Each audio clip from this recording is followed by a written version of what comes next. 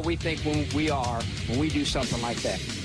What's up, fight fans? You're watching The Combat Connection, and we are live on Cageside Press social media platforms. I'm Brett Cagle, joined as always by Eddie Law and Pat Danna. We've got a loaded show for you today, breaking down everything from UFC 324 and looking ahead to UFC Perth, the first international card of the year for the promotion. All right, guys, let's get into the main event from last weekend. Paddy Pimblett, Justin Gaethje. Paddy Pimblett came in there as the betting favorite. We thought he had the grappling advantage. We thought he had the physicality and the athleticism advantage. He had the youth. What went wrong? I don't think he tried to grapple really until it was too late. I think his coaches were sitting there begging him in the corner to grapple. But also, I mean, just watching it, I mean, he wasn't finding much success at all in that fight. I mean, from range with kickboxing a little bit, but it was just nowhere near enough for him to win. It felt like to me that he almost tried to fight to prove Scousers don't get knocked out and not fight to actually win the title. So I don't know. It was a bit of a baffling performance to me, but Justin Gaethje, I mean, he just put the hands on him often and early, and he didn't let Paddy ever really get in a rhythm. Yeah, I think you made a great point there. Now, what I saw was with the grappling, when Gaethje got that first takedown, I thought it demoralized Paddy. In that first round, we haven't seen Gaethje shoot for takedowns in the past. Like against Fiziev, everybody's like, why isn't he shot for takedowns? You know, he won those fights not shooting for takedown. In this one, he won the grappling exchange, the first one initially in that first round. And I thought that demoralized Paddy as he had him in the front headlock, and Paddy couldn't really do anything in that position. And it happened 2 times before Paddy was able to shoot a takedown attempt. Like you said, he didn't really try. Do you think that he was kind of demoralized from how that first grappling exchange went, Eddie? Look, no. Not at all, because that was the first grappling exchange. I think he was just like, fuck it, let's find out, let's see what happens. I think the biggest problem, and I said this, I think I might have said it on the live stream because I did the fight companion. I was like, the only way Paddy loses this fight is if he tries to Justin Gaethje, because that is a losing proposition. When's the last time you saw anyone Justin Gaethje? And nobody. Right? I mean, you can make a case for Max Holloway, but that was a Max Holloway performance. That was not a Justin Gaethje bite my mouthpiece to throw. Paddy tried to bite in his mouthpiece and throw with Justin Gaethje and found out his arms aren't long enough to box with God. It did not work out whatsoever. And then by the time he even thought about shooting, for takedowns or whatever, he was beat up, exhausted, demoralized, but not because of the takedown that Gaethje got. Demoralized because nothing he did fazed Gaethje. Gaethje's like you could punch him a million times and he'll give you the same look when he gets back up. He looks more irritated with himself that he allowed himself to get punched than anything. It's the weirdest thing with Justin Gaethje, but he tried to savage a savage and it didn't work out. But the encouraging thing to me about his performance is that Paddy clearly took the humbling like a man. He's going to go back and fix those problems. All right. And I want to see him come back. And I have no doubt Paddy Pimblett will be a champion one day. I really do believe it. Right. It's just a little too early for him, but I think he'll get there. I don't know if he will now, Eddie, now that I've seen this. He just lost to a guy in Justin Gaethje, 38 years of age, in the back 9 of his career. I don't know if this is the same Justin Gaethje who beat Michael Chandler before the Max Holloway knockout. And this was, quite frankly, he was set up to win this fight by the UFC. He was a big betting favorite for a reason. The odds makers thought that the UFC gave him the right opponent to showcase his skills. Michael Chandler is a very similar opponent to Justin Gaethje, and he was able to take him down and do what he did in that fight and implement his game plan. He was not able to do it in this one. I was really disappointed with the performance from Paddy Pimblett. Like you guys said, I was confused by the game plan. He did fight Justin Gaethje's style of fight. Eddie, he got backed up against the fence for a large portion of that fight. He was just, on his bike, just getting pushed into the fence, big right hands coming from Gaethje. Were you surprised he didn't initiate the clinch and try and get some control time against the cage or something like that? I really wasn't impressed with the clinch work or lack thereof from Pimblett at all. It reminded me of when Brett Favre went to play for the Vikings. You remember that? And he could still sling it, right? Some defenses were like, this is the same motherfucker, really? This is an 80-year-old motherfucker still throwing dots into the goddamn end zone while he's running? That is what Paddy Pimblett experienced on Saturday. This 38-year-old motherfucker can still do it. I think he was shocked. I honestly think he was so discombobulated, for lack of a better term, right, that it just didn't work out. Now, the one thing Justin Gaethje definitely did, I guarantee he watched that Michael Chandler fight. And he goes, oh, yeah, fuck that. I'm not doing that dumbass shit. You know why? Because Michael Chandler did some dumbass shit in that fight. That's what happened to him, right? Look, let's be real. Can we honestly say Michael Chandler's a good fighter? Because I'll tell you right now, he's fucking not. And I guarantee I'm going to get a bunch of shit for that. Okay, The guy, a great talker. Looks like he's a fucking built like a brick shit house. That's what he has. Yeah. Okay.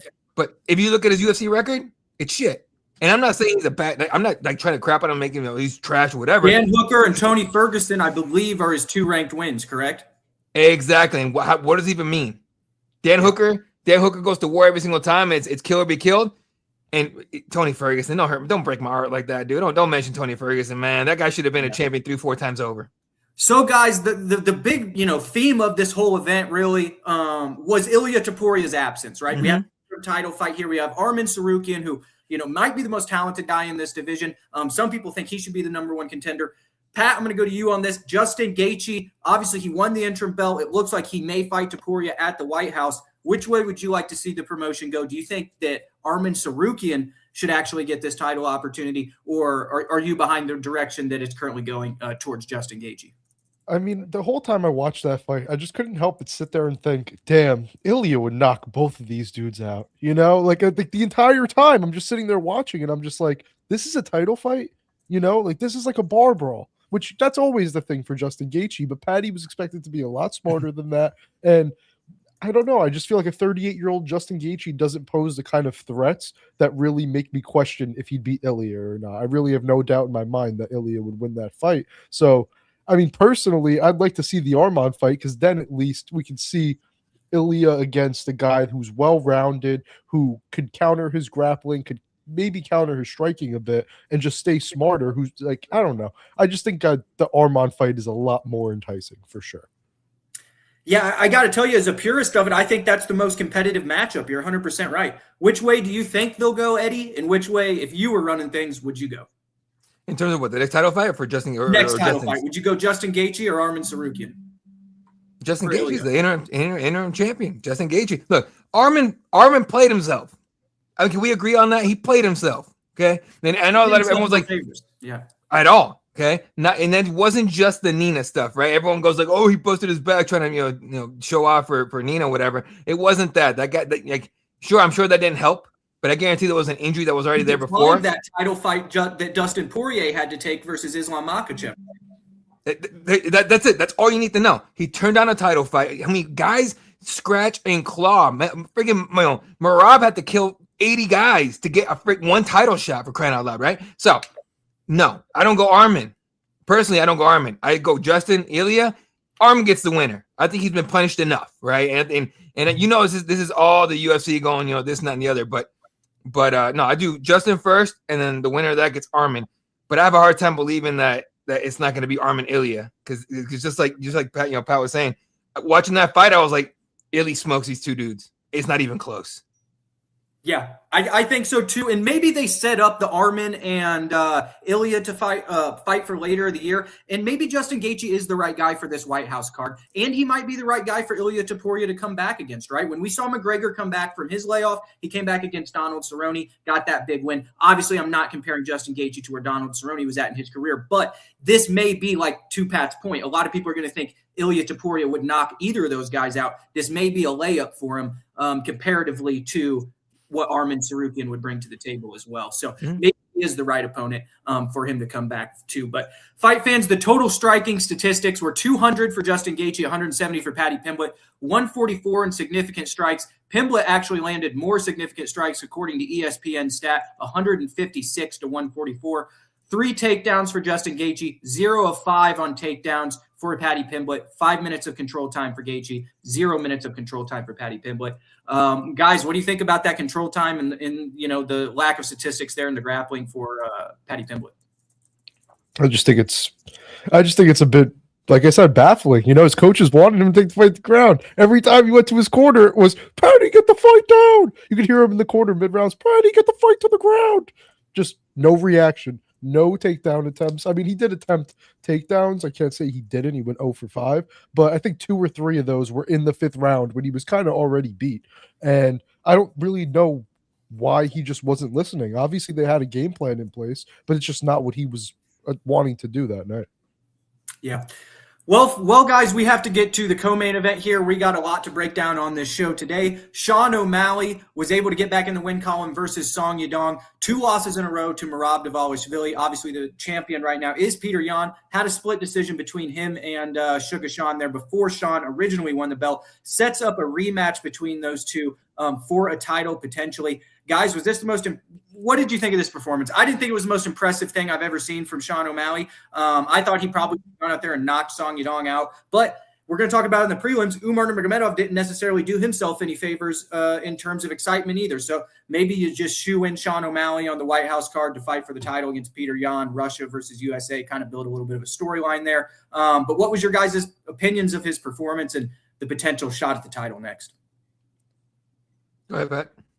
I don't know. I mean, honestly, watching it live, I wasn't confident Sean. Well, yeah, I was confident Sean was going to win because it was close enough that they were going to give Sean the decision, in my opinion. I was sitting there thinking, like, I can already see the robbery comments. In the middle of round 3, I was like, I can already see the robbery comments everywhere on social media. So I can't say it's surprising that they gave him the decision, but I don't like it wasn't a clear decision. You know, it wasn't an impressive one either. He clearly won round 3, which was impressive. If it was a 5-round fight, I think he would have been well on his way to a very much more impressive win, but that's not really what we got. You know, we got Song clearly winning round 2, O'Malley winning round 3, and the first was kind of just lackluster. I mean, neither really landed much. There was a lot of kicks at range.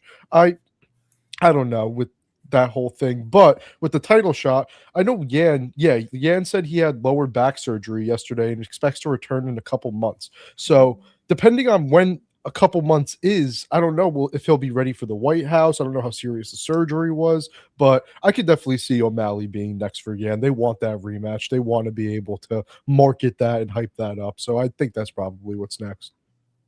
What do you think about the performance from Sean O'Malley there, Eddie? Look, just like Pat, dude, during the fight, I'm like, okay, Song Yadong's going to upset this shit. No big deal. It'll be a shitty decision. That being said, it wasn't a dominant, for lack of a better word, like fight for Song Yadong. That as we got like halfway through the 3rd round, I'm like, oh, they're gonna give it to O'Malley, ain't they? Shit.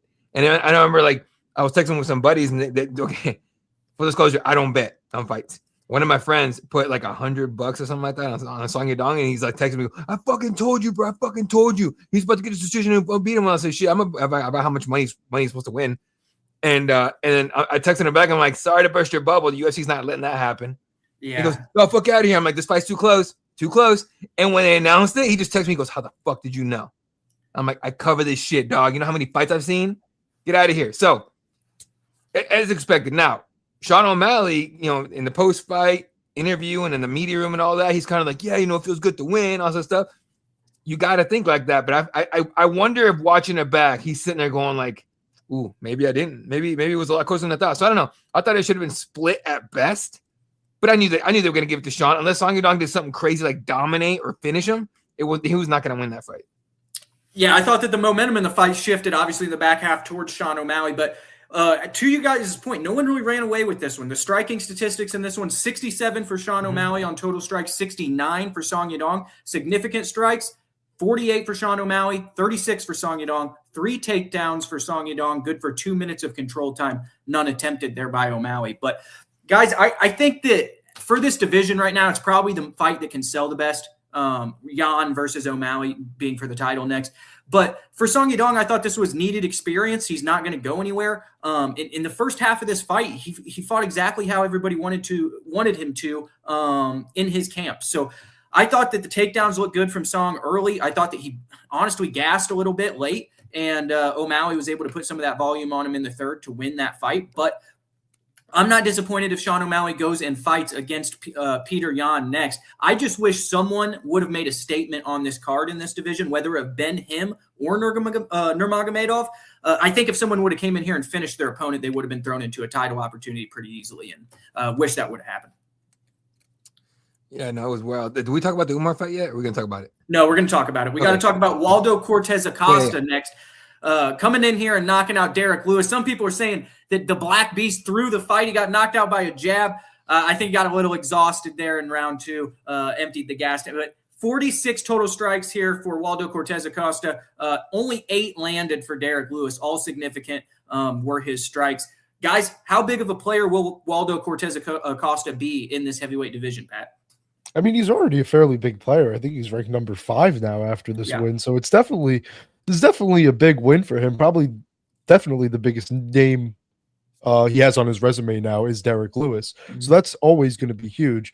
I don't know, though. I feel like guys like Waldo, and even maybe you could maybe even say the same about Song Yadong, I feel like they might have peaked. Like this might be the highest that they'll get.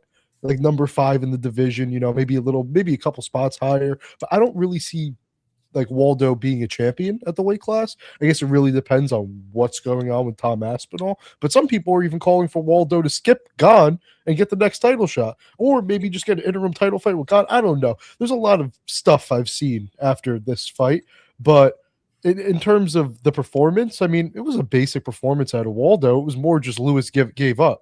Like that was all it was, in my opinion. I mean, I didn't put much stock into this victory either, Pat. And honestly, for Waldo Cortes-Acosta, he just lost to Sergey Pavlovich not too many fights ago, right? And he's ahead of him in the rankings. So it's like, how are you going to jump 3 dudes, one of which who beat you, just based off activity? And we'll talk a little bit about Diego Lopez later in the show. I thought that based on activity, he jumped some people that maybe he shouldn't have jumped to get the opportunity against Alexander Volkanovski. I really wish that activity wasn't awarded quite as much as what it is. Obviously, you need to award activity. Those guys are doing great deeds for the promotion, whatever, week in, week out. But when you're jumping guys like Evlov, you're jumping guys like Gane, and it doesn't make any sense to me. Guys like Imavov and people like that get sit on the back burner while we're probably going to talk about Strickland and Anthony Hernandez fighting Hamzat next for the belt. So I don't know. I'm kind of confused a little bit about where the promotion's going in terms of activity versus where the rankings are. But for Waldo Cortes-Acosta, I think he probably gets the biggest fight of his career next. How impressed were you, Eddie? Impressed? No, I would not use the word impressed at all. I would say about right. It's kind of what I said, what I thought after the fight. By about right, I mean this. He hurt Lewis. I don't know if you guys saw it, but he rocked Lewis to shit. You can see it in his eyes, right? So that little jab that dropped him, that was Lewis going, fuck, I'm done. That's all that was. You know what I mean? Whether you can call it give up, you can call it knocked out, whatever you want to call it, it ended the fight. When you think about these fights, like guys jumping guys and all this stuff, 2 things you got to keep. Well, one thing you got to keep in mind: the main event was an interim lightweight title fight between number 4 and number 5. Okay, what do I mean by that? All right, from now on, boys, I'm telling you right now, and everyone watching, when you watch the sport of MMA, when it comes to the UFC, and I'm not talking about everybody else, I'm just saying UFC. All right, put these sunglasses on and put that filter that says entertainment to 100. Guys, we are beyond competition. That part is over. Fair title shots, over. Competition, over. It's about entertainment. What do you think these finishing bonuses are about? It has nothing to do with fair. It has nothing to do with competition. It's, look, man, you fuck him, knock him out. I give you $25K. What's up? What you want to do? That's what that is. It's about entertainment, okay? So when we're talking about Waldo jumping Gane, yeah, okay, let's do it. Do I want to see the rematch between Tom and Aspinall and Gane? Absolutely, because I thought Gane was fucking him up. I want to see how that would have ended, right? But if Tom Aspinall is not willing to, because at this point I believe it's not willing to fight. You know, I mean, it's you have Tom. You put 0 evidence out there that says they gotta book him quick, don't they, Eddie? Waldo? No, if it's going to get made, Aspinall and Gane, they got to book them pretty quick, right? Neither one of those guys is probably going to fight on the White House. That's my point. They need pay-per-view slots filled here before the White House card because they're going to have so many champions. No, but that's exactly my point, though. Right? I'm saying if Tom's not willing to fight, you got to bump him up, right? Because you know who he will fight? Waldo Cortes-Acosta is going to fight. Cyril Gane will be like, hey, okay, French bread, I do it. Yeah, cool. We'll do it. With guys with heavy accents that I got to fucking translate in the goddamn post-fight media room, all right? Get them together. If Tommy's not willing to fight because his eyeball hurts, fine. Fuck off, dude. We don't need you. This is what I'm talking about. Entertainment. All right. I like Tom Aspinall, by the way. I'm just saying. But like entertainment. All right. We need to be entertained. You know what I don't want to see? Fucking Lewis and Ngannou too. That bullshit after performance. I thought you were going to say Travis Barker. I don't want Travis Barker either. How annoying was that shit? I know we're going to get into that. That was irritating in so many different ways. But anyway, yeah. But either way, dude. You know what? The UFC's, and I might be the only one believing that it's kind of a mess right now in terms of figuring out who's doing what or whatever, because Diego is fighting for the fucking title. Fucking why? You know what I mean? That's all I got to tell you. Why? Mind you, I love Diego Lopez. Fucking one of my favorite fighters to watch. The guy's a savage. But why the fuck? Because he You know beat what I'm a guy saying? that can bark. Yeah. Entertainment, boys. Entertainment. We do have another former champion to talk about on this main card before we do move to the fight in Perth this weekend. Natalia Silva picked up the biggest win of her career, beating Rose Namajunas. Eddie, this was a really close fight. I watched this fight. I honestly thought that Rose won this fight. I thought that it would have been split at the end. I don't know. I thought she had the bigger moments. I thought she won the early rounds. Natalia Silva was able to come out here 29-28. Some people online had Rose Namajunas. What do you guys think, and how close of a fight did you think it actually was? You talking about me? Yeah, either one. Sorry, bro. I'm answering like 8 texts. Give me 2 seconds. Go ahead, Pat. I gotta feed a 5-year-old that wants snacks. Be right back. No, it's okay, because honestly, I couldn't tell you about this damn fight. I mean, the second round, I thought Rose won, right? The third round, I thought Natalia won. That first round was tight. That was a really close first round. I really don't have much of an opinion one way or the other. I'd have to rewatch it to really get a solid opinion. But watching it live, I really didn't have a problem with the decision, but I did think Rose won. So that's where I kind of lie. Like, not a robbery at all. Could have went either way. I was surprised there was no split decision here, though. You know, I was really surprised. That was my takeaway too. Like, all judges having it for Natalia was pretty surprising to me. But it's one of those things where it's like, I don't know, like Natalia does that movement thing. You know, she's always moving. She's so fast. always, she's in and out. Well, and she's just always moving, always doing something. And I feel like that might have had an impact on these drier and deader moments in the fight when not much was going on. I feel like they're scoring just the fact that Natalia's even moving. You know what I mean? As weird as that sounds. Like, I couldn't have said it better myself. Like, there's lulls in the fight. There's lulls in the fight where, like, in normal fights where nothing happens. Natalia Silva is a fighter who will go and land 2 jabs and a leg kick on the way out. They're not the most significant strikes in the fight, but she does these things to where when you look at the statistics here, 63 total strikes landed for Natalia Silva to 46. Now, I wouldn't think it would be that wide of a variety, but like you mentioned, in that dead space and those lulls in the fight, Natalia Silva is able to capitalize with her volume and speed. But Pat, really my question to you is here. We got Valentina Shevchenko at the top. We got Manon Fiorot, who last show you said you don't think that Natalia really matches too well against. Do you think she can win a championship in this weight class? I don't know, because she's had a couple performances now where it's just kind of been a bit on the lackluster side, you know? She hasn't really shown any finishing upside in a bit, at least, and not against high-level competition. So thinking that she'd have to take out Val by decision, I just feel like it's a little too early for her, to be honest. I think if she gets a title fight next, it would probably be a bit too early. I'd honestly rather watch her fight maybe another top contender, maybe, I don't know. I feel like she probably deserves a title shot next, but will it go well for her? I don't think so. Have to agree there, Pat. We're going to move along to Jean Silva, who was able to pick up a unanimous decision win over Arnold Allen. 27-30 on one judge's scorecard, while it was 29-28 on the other 2 judges' scorecards. Had a little bit of a viral moment here in the third round where he was surfing on the back of Arnold Allen. I thought it was a competitive fight until that third round. Jean Silva was able to have the bigger moments in the back half of this fight. Eddie, real quick, do you think Jean Silva is a legitimate contender once again in this weight class? Just got stopped last time out versus Diego Lopez, obviously. But do you think he's going to keep moving up and going to be near a title shot of his own here in 2026? He needs performances, right? Like, he needs John Silva performances, right? This is a nice one. You went 3 rounds. First of all, I wish fighters would stop saying that shit in the post-fight interview, right? I'd rather you say, look, man, he was a tough guy. I tried to get him out of there, but we went 3 rounds. It is what it is. And you guys tell me if you agree or disagree. I don't like when fighters go, I just wanted to prove I can go 3 rounds. You wanted to prove you couldn't kill the guy. Really? You're John Silva. You barked at the motherfucker the entire goddamn week, and you were trying to go 3 rounds, boy? Come on, dude. No, he needs John Silva performances to earn a title shot. Plain and simple. That's what we know John Silva for. I'll tell you right now, if he gives us 3 decisions, like the next 3 fights he takes, all decision victories, I don't give a shit about putting him in a title fight. What am I just watch this guy decision machine, everybody? What are we doing? Right? And this is not to say, he's boring. He's not. He's a fun fighter to watch, right? But the reason we love John Silva is because he's a psychopath. And he cries a lot, which is hilarious to me. But either way.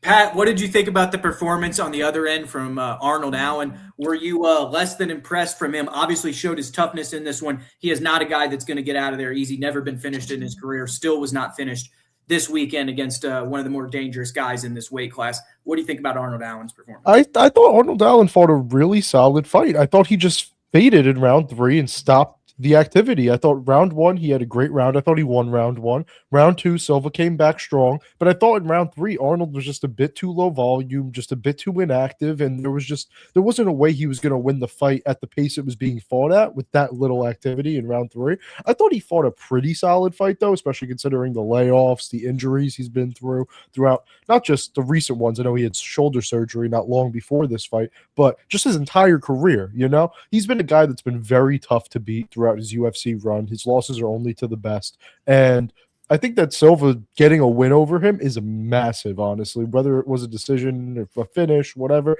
I think it was massive for his career and just shows you the level of fighter that Silva is. Because, Arnold Allen was on, a 10-11 fight win streak in this division at one point? Yeah. The fact that Silva not made easy work of him, but was able to beat him unanimously, no questions asked, it's very impressive in my opinion.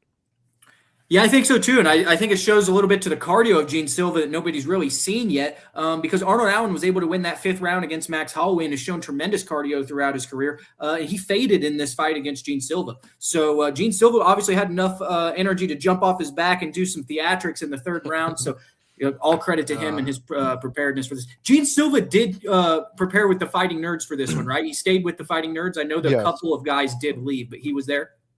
Yeah, no, he was there. A couple guys didn't leave. They've just been training elsewhere. I think Rufy went to go train with Volkanovski. Silva got so mad. He unfought him and shit. Yeah, apparently he followed him on Instagram and everything. But Rufy went to go train with Volkanovski, but it's understandably so because Barallo had a big fight coming up. Silva had a big fight. And apparently, based on what Rufy was saying, it kind of seems like they pushed him to the side for some of their bigger guys. So it was smart for Rufy to go and outsource his training a little bit to make sure that he'd still have a solid corner for this fight and still have guys paying attention to his needs for the fight. Yeah, I agree.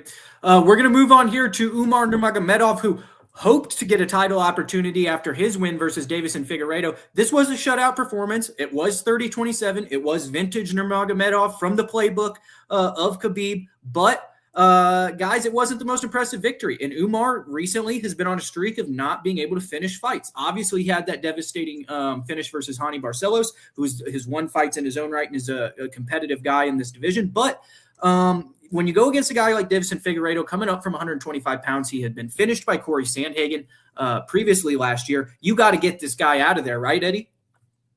Excuse me, sorry, I just sneezed my ass up. I'm like, my throat's hurting. You talking about Deiveson Figueiredo? You talking about Umar? Yeah, Umar. You got if Umar wants a title shot, he's got to get him out of there, don't he? So here's my this is the way I saw this fight. Okay, while it was happening, I was like, this is what I felt. Okay, Figgy doesn't fight like that ever. He's not a guy that's gonna sit back and wait and not throw shit for an entire round. Okay, the second he started as soon as we got halfway through the first round, I'm like, I think Figgy is just gonna screw Umar. Okay. Because if Figueiredo actually initially fought, if he actually engaged, Umar would have had chances. Like, people want to say whatever they want. Umar is not just a wrestler. The guy is well rounded, right? He's got decent striking. I can't knock it. It's solid striking. Had Figgy actually gone in and fought him, Umar would have had a shot. Instead, Figgy sat back like, "Wrestle me, daddy, wrestle me," that kind of bullshit. You know what I'm saying? And he fucking screwed Umar, and I couldn't stop fucking laughing after the fight because I was like, holy shit. Like, if Figgy doesn't like Umar or Khabib or somebody, he just sneakily just fucked that entire team. Because you know what the UFC is going to say now? Umar's going to be like, I did the title fight. UFC is going to be like, no, you don't finish shit. I mean, you're right, Eddie. When you look at the striking statistics here, total strikes thrown for Deiveson Figueiredo, 58. When you look at Umar Nurmagomedov, 167. So, triple the amount of output there for Umar. But it gets even better in my opinion, because if you look at the significant strikes, Deiveson was 8 for 27 for the fight. All eight of those significant strikes came in round 2. He didn't land a single significant strike in rounds 1 or 3. Not one significant strike in 10 minutes of fighting. Bro, my stomach hurt from laughing when I saw that stat. I was like, 8, motherfucker.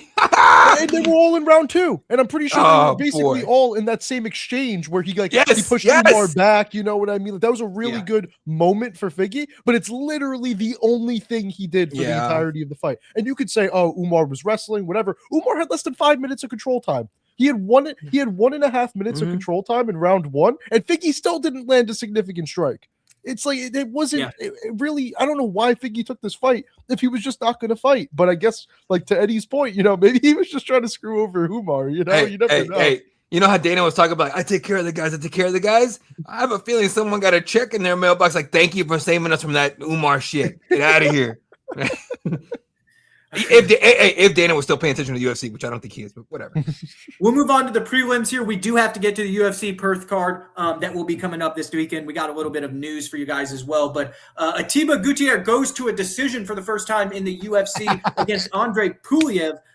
In the first round, it looked like this was going to be, normal Ateba, get him out of there in the first 2 minutes. But Pulyaev weathered the storm. He landed some good strikes. He won one of these rounds on my scorecard, guys. I thought he fought better from the outside. Ateba was obviously the more aggressive fighter throughout, walking him down continuously. I think Ateba wins round 1 in round 3. I actually had round 2 for Pulyaev. I thought Pulyaev showed great technique on the feet, not getting hit by a strong athletic guy in Ateba, but I thought that the skill set from Ateba was a little bit limited. What did you guys think? I thought a big overhand right. He's a good athlete. I didn't see really kicks involved. I didn't see many combinations. I didn't see much volume. I didn't see him really mix stuff up to go to the grappling as well either. I could be wrong, but I feel like he threw his first kick in round 3, and I was like, oh, look, he has kicks in his arsenal. Wow, he actually can do something other than throw an overhand right and throw the same exact combination like he did for the first 12 minutes of the fight. I was really unimpressed with this performance. He was outstruck in all 3 rounds. His power bailed him out here. Plain as day, his power bailed him out. He doesn't have that kind of power that drops Pulyaev. He loses this fight. And he does. So thankfully, we're having a different discussion here, but it showed how raw he still is. It showed all the things he still needs to work on. He needs to open up his boxing combinations more to what they were. He needs to really work on his just overall defense and kicking and just kickboxing on the outside. I mean, he had a 30% significant strike accuracy in this fight. It felt like he was just whiffing with the same things over and over again. Total. And that's the thing. It's like 34 strikes total over a 15-minute fight is very unimpressive. But that power, I mean, once he lands, he can drop you, and that can win a round, especially in a fight like this. So he showed that he still has a lot he needs to work on. But luckily, he's still young. He still has time. The UFC will probably still make good for him, especially considering that this wasn't what they wanted. They might realize, okay, maybe we need to keep slowly rising him up this ladder. So if they do, I'm hoping that we'll see improvements. But this fight was a big, warning label for what Gautier could be if things don't work out in a certain way going forward. Eddie, you're the only one of us who's fought, actually in a cage and made the walk here. Do you think Ateba is cutting too much weight to get to 185 pounds? He's 6'4". He's a physical freak. There's guys at the heavyweight division that might not have the same physique that he does if he gains 20 pounds. Do you think he should try and move up to 205 and kind of fill that frame out a little bit more?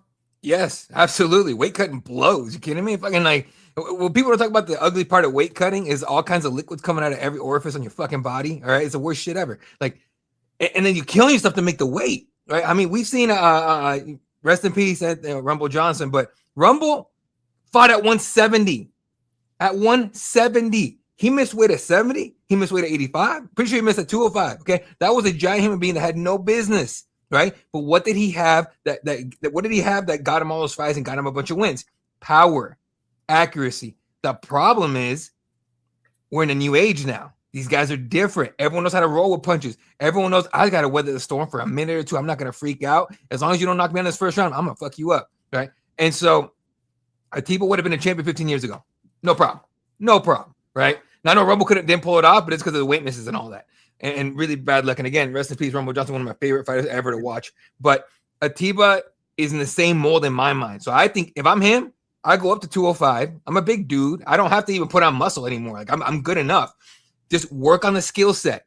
Get the skill set down, and that power is going to be awesome to have. You have no skill set, power means fuck all. Because you're going to run, you know what other guys have in that division, in every division? Fucking power. 205, honestly, might be an easier weight class at this point than middleweight, too. It might be easier to rise through the ranks at 205 than it is at middleweight. So it might not be a bad decision for his career. I wouldn't hate it at all. Dude, just on your point alone, smart idea. Move up to 205, less obstacles to a title shot.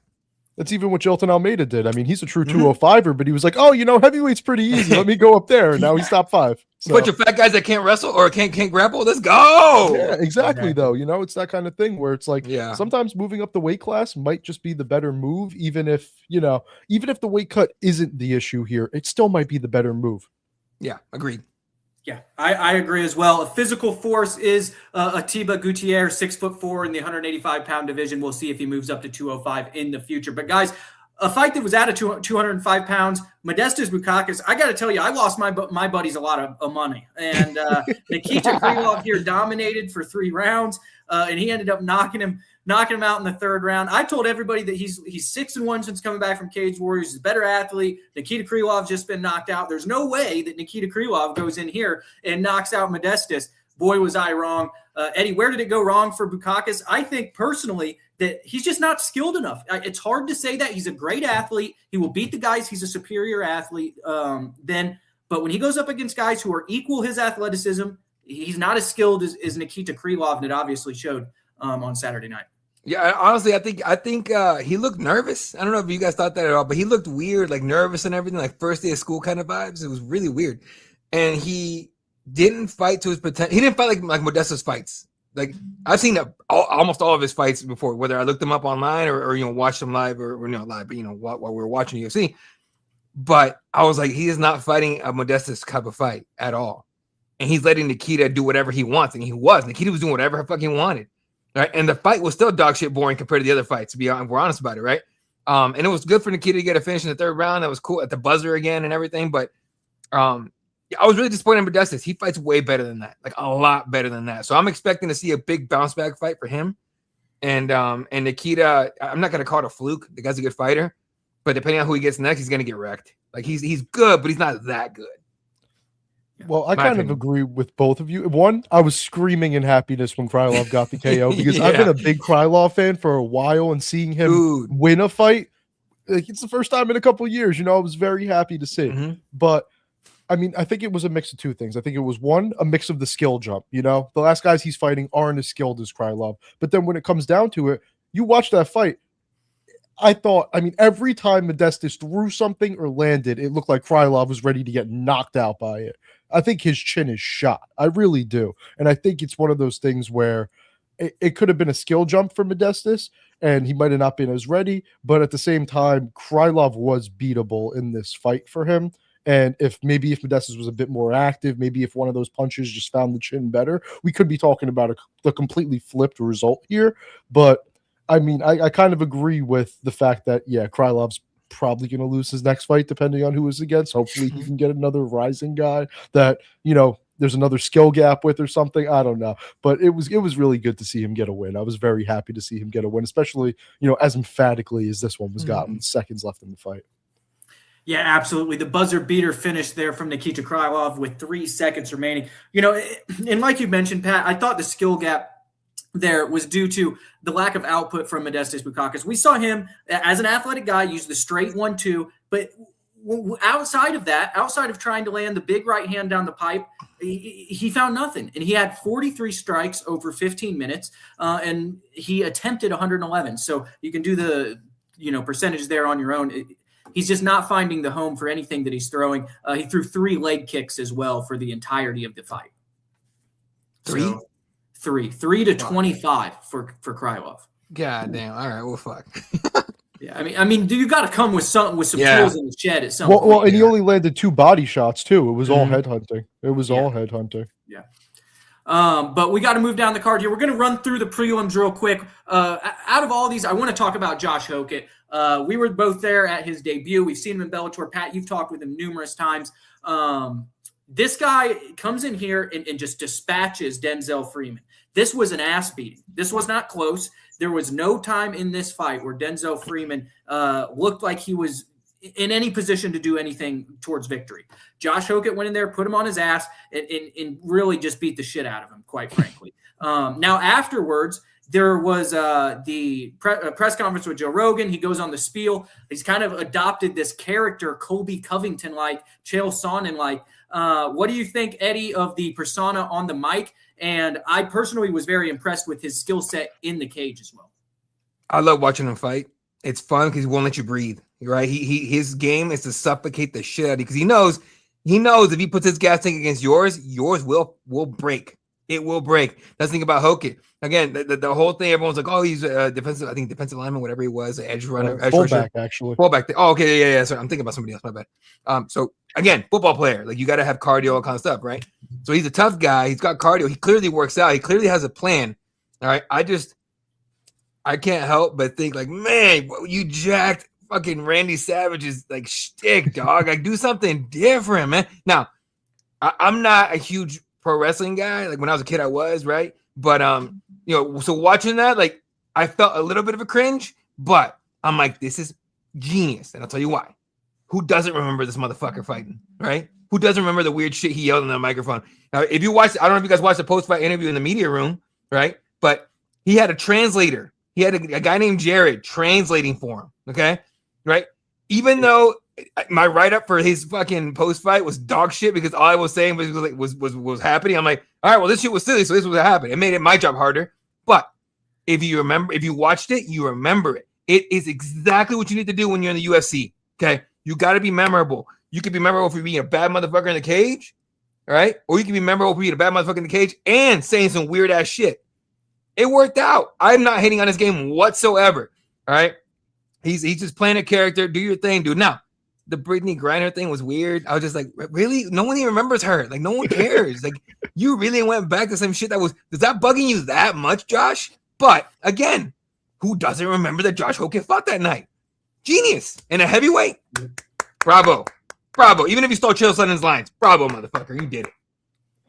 This is how you get pushed into the top 10 of the division at heavyweight. I mean, a performance like that followed up by controversy, whether it's good or bad, it's controversy. It gets people talking. People are still talking about it. He went on Ariel's show. He was making fun of Waldo Cortes-Acosta. He was making fun of this one, making fun of that. Like no matter what you want to say about whether you enjoy it or not, it's smart. How did it work for Colby? How did it work for Chael? And people are knocking it, acting like he's just copying those dudes because they laid out the game plan. They laid out a successful game plan of what to do there, and he's doing it to perfection. And honestly, he's putting on some ass whoopings on people, you know? Jimenez knocked him out within a minute, and now Freeman, I mean, he flipped him off and TKO'd him. He literally, it's the first time I've ever seen someone lose by middle finger. It was actually incredible. Like, when do we ever see something like that? And I know people were arguing the stoppage sometimes. Like, some people were saying, like, oh, whatever. Freeman was done. He was dead. He had nothing for Hokett. That fight was not competitive whatsoever, which is crazy because I honestly thought this would be a big test for Hokett. On paper, Freeman had better wrestling credentials. We didn't see any of that in the cage. It was just, like Eddie said, smothering pace and pressure for 5 minutes until Freeman literally broke inside of that cage. Very few times in MMA history have we, as it was happening, seen a fighter go, should I even be doing this shit anymore? He made Denzel Freeman wonder if he's in the wrong goddamn career. Oh yeah, like legitimately, because every time Denzel thought he was, I mean, there was what he got on top of Hokett like once maybe for like 10 seconds or something like that. That was like Abel Trujillo versus Khabib.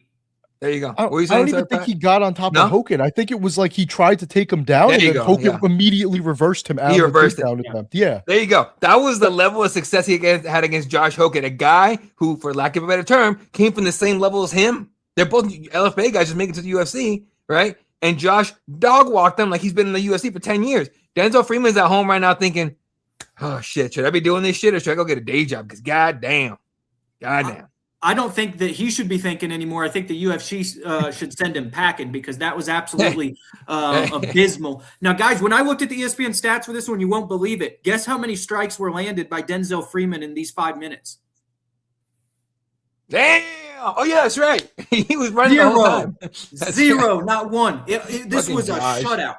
Yeah. Not more can be said. As much of a shutout as it could have been. Literally as much as physically possible. Yeah.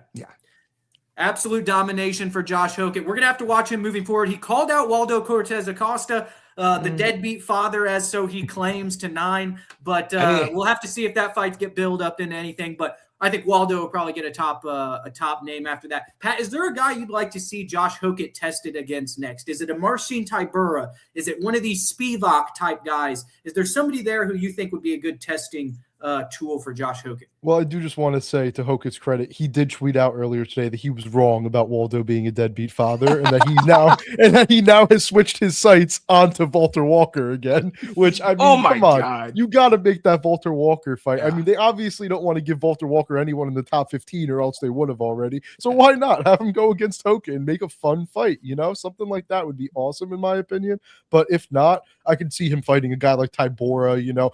And honestly, I mean, I hate to be this guy. He mauls the version of Derrick Lewis we just saw. Oh, yeah. Mauls him.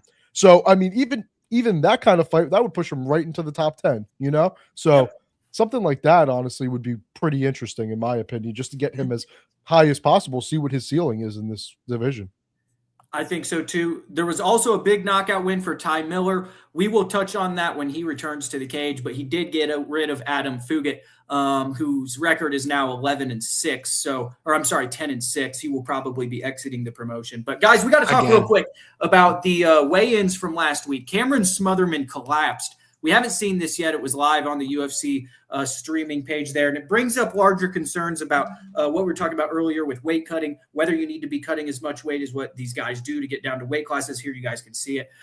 This is, pretty sick to see. What do you think of this, Eddie? Have you seen this before? You've been covering the sport a long time. You've been around it. Have you seen someone physically pass out on the scale like this? And where was his team? His team doesn't. We've seen Charles Oliveira's team help Charles up there to the scale. Obviously, they don't touch him, and then they help him off afterwards. Does this guy not have a camp or a team that's sitting there and knows he's going through a hard weight cut? I don't know. So I've seen it before, but in regional shows, and it wasn't that bad. The guy didn't fall on his face. Just like you said, the team knew he had a rough weight cut, and they were waiting for him. And they literally, fucking 2011, 10, something like that. Dude coming up the scale and just starts falling, but his teammates were right next to him. They literally caught his arms and dragged him out of there as fast as they could, trying to make sure the fight didn't get canceled. It got canceled. Okay, it was one of the few times back in the day. I'm talking about like the Wild West days of MMA where no one gave a fuck about anything. Okay, like even then, that guy got pulled. That's how bad that guy was. This is the first time I've seen the UFC like that. That was wild shit. Okay, for him. You guys saw the video. For him to stumble off and just boom. And it took 30 seconds for someone to get up there? That was wild. I think his team was just shocked. I really think his weight cut wasn't as bad. I think something happened when he was out there where he got dizzy, lightheaded, maybe he moved too fast, whatever. We've seen other fighters get up there. I forgot what was it. Aspen Ladd was shaking. She was trembling on the scale thing, remember? She got mad at me. She blocked me for saying, hey, take care of your health. Sorry, Aspen. My fucking bad. You know what? Go fuck yourself up. Do your thing, right? Jesus Christ. My bad that I actually cared about your health. But when that dude came off like that, it was shocking. I mean, you heard. I don't know if you guys saw the UFC's weigh-in show. DC was someone was like, holy shit, oh fuck, whatever. It's a scary situation when you fall like that and you smash your face into the ground.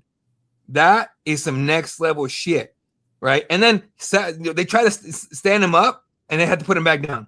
And he wasn't able to walk off. He had to be carried off the stage to the gurney. And then on top of that, the next 10 fighters that weighed in had to walk by the poor bastard. Fuck. The whole situation was wild. And of course, everyone's like, well, UFC this, UFC that. No. This is the basic of weight cutting in MMA. It is an issue. It is a problem. The problem with it is that if you are going to be fighting at a weight class, right? And if you go down a weight class, and you're going to be taller and longer and stronger than your opponents, do you not take that advantage? A lot of guys do. Poatan did it for a while.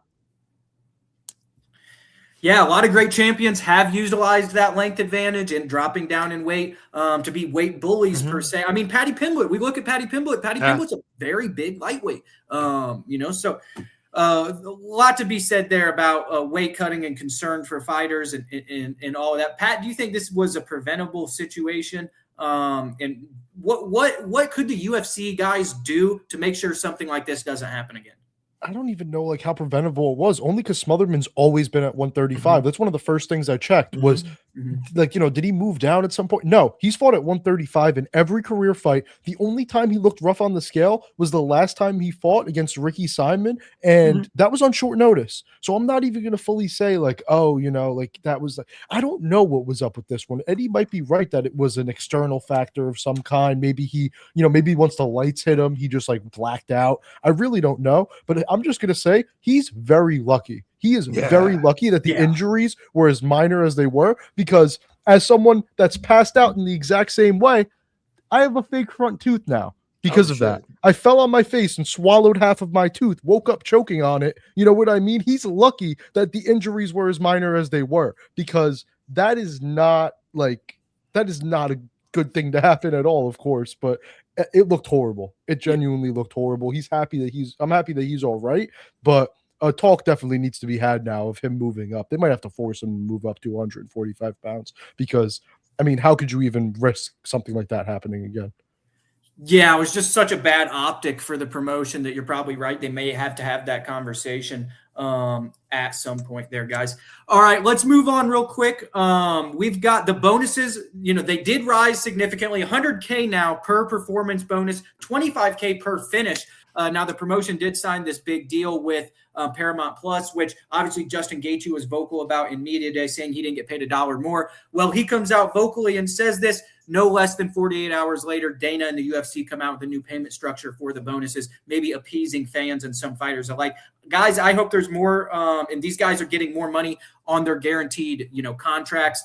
Outside of just this, because you've been given $7 billion over 7 years. Don't tell me that going from 50,000 to 100,000 is breaking the bank. Don't tell me that sitting there giving $200,000 in performance bonuses or something is going to break some $20 billion company. I'd like these guys to not bitch about how much they get paid anymore, and get paid what they're deserving. So they are the only athletes in any of the major sports that risk their lives for our entertainment directly. And, I think they need to be paid a little bit more. But at the same time, guys, I do like seeing the bonuses go up here. And I think it's going to bring on more excitement. It's going to make a lot of those prelim fighters fight a little harder to get, life-changing money for them to get them out of the situations and circumstances that they're in. Yeah, no, definitely. And it made me really happy to see also that Hokit and Ty Miller were the two guys who got the performance of the night bonuses, because those are two guys on 12 and 12 from DWCS. Yeah. They're not getting paid shit. So the fact that they got probably $24K for the wins, then another $25K for the finish, and then another $100K for the performance bonus. They racked up some legit money when they weren't supposed to make much at all. So for the fighters like that, it's awesome. But Joaquin Buckley made a really good point that, why am I going to put it out there more than I normally would for an extra $25K when I already make this amount, And it makes sense to me, the finish bonus isn't as enticing for some of those guys at the top of the weight class making that money. But for the guys at the bottom of these prelims and just the DWCS guys, whatever, this is life-changing money. This is massive. So it's just a step in the right direction, in my opinion. I agree with you, Brett, that they're not breaking the bank. It's not anything, but at least it's a start towards hopefully something a lot bigger and better, which is what I'm hoping for. Yeah, I do. The thing with the money thing is, how do I put this? This is gonna sound terrible. No, it's gonna sound weird. Now, if Dana was not watching, but if he was, he'd piss at me for what I'm about to say. All right, him going, we're gonna give $25,000 for a finish and $100,000 for performance bonuses, but you can't get $25K if you get the $100K. That's not happening. I'm not gonna give you $125K, which, by the way, extra $25K, motherfucker. What the hell? But I didn't see that actually. My bad. Yeah, no, sorry. That's what Miller did get the 125, didn't he? Did he? I don't think so. I don't know. I'll find out. But what I heard from other reporters was that you can't get both. You can only get one of them. That's what I heard. But either way, all right, it's dumb. It's dumb. Hopefully, I'm wrong. I really hope I'm wrong. I would love for Ty Miller to go home with 125K. Young guy would be like, holy shit, I've never seen this kind of money ever. Right? The thing with this is, to me, it reeks of. You guys don't have kids. When you guys were kids and you went to go get family photos taken, did the photographer ever have a stuffy up here? Was like, hey, look up here, so you can smile and everything. Dana White's going, 100K, 100K. He's fucking somebody back here. We don't know what it is yet. The Ali Act, maybe. I don't know if you guys read about the Ali Act. That shit is wild what they're trying to do. Okay, they're literally trying to strip off the protections for fighters. But either way, that's for another show. But that's what it feels like to me.